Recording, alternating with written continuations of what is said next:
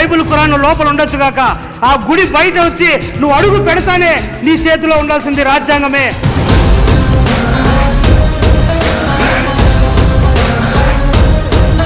ఖురాన్ గాని బైబిల్ గాని వేదాల్లో ఉపనిషత్తుల్లో ఏ సమాజం ఏ కులం పక్కవాణ్ణి చంపే పక్కవాణ్ణి ద్వేషించు విద్వేషాలు సృష్టించు అని చెప్పలేదు మన భారతదేశంలో. మసీదులపై దాడులు జరుగుతున్నాయి, చర్చిలపై దాడులు జరుగుతున్నాయి. మేము ఈరోజు ఒక్కటి కాకపోతే రేపు మా బిడ్డల భవిష్యత్తు ఎలా ఉంటుందో ఆలోచించుకోండి.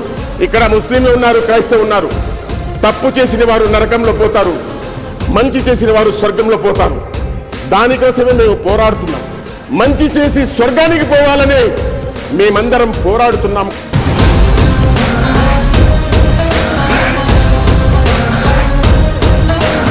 ఒకప్పుడు స్లోగన్ ఉండేది, ముస్లిం హిందూ బాయ్ బాయ్.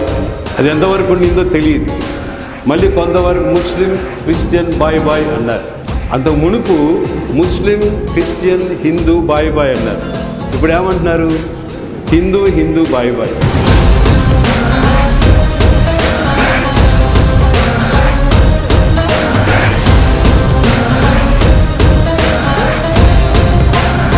చైనాకు స్వతంత్రం వచ్చింది మనకంటే 2 సంవత్సరాల తర్వాత.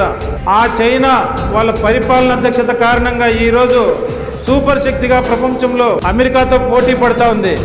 ఎందుకు అంటే అక్కడ కులం లేదు, విజ్ఞానం ఉంది, అక్కడ స్కిల్స్ ఉన్నాయి. వాళ్ళు స్కిల్స్ని మాత్రమే తీసుకునే వాళ్ళు మన భారతదేశంలో కులాలను మాత్రమే తీసుకుంటున్నారు.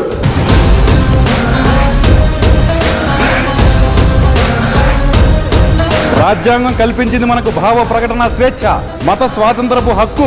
ఈ హక్కుల్ని హరించి వేస్తా ఉన్నారు వీళ్ళు. దీన్ని మనం కాపాడుకోవాలి. హిందువుల్ని, ముస్లింల్ని, క్రైస్తవుల్ని చీల్చాలని చెప్పి కుట్ర చేస్తా ఉన్నారు. ఇట్లాంటి వాళ్ళని కదా భారతదేశం నుంచి తరిమి కొట్టాల్సింది. ఈ ఉన్మాదులు ఎవరైతే ఉన్నారో వాళ్ళందరినీ ఈ దేశం నుంచి తరిమి కొట్టకుండా మన మధ్య ఐక్యత సాధ్యం కాదు. ఈ దేశాన్ని మనం పరిరక్షించుకోలేం, ఈ దేశాన్ని కాపాడుకోలేం. ఈ లక్ష్యం మనకందరికీ ఉండాలి.